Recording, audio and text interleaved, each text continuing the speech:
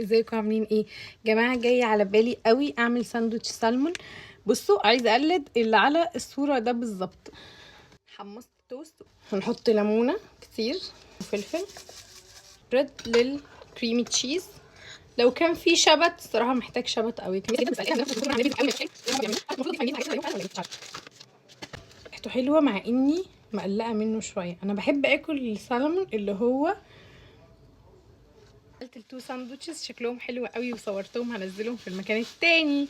بصوا يا جماعه، حاسه ان الصراحه محتاج يتحط عليه ليمون اكتر. هحط هنا في السايد ده كمان كريمي تشيز. شخص السلامة.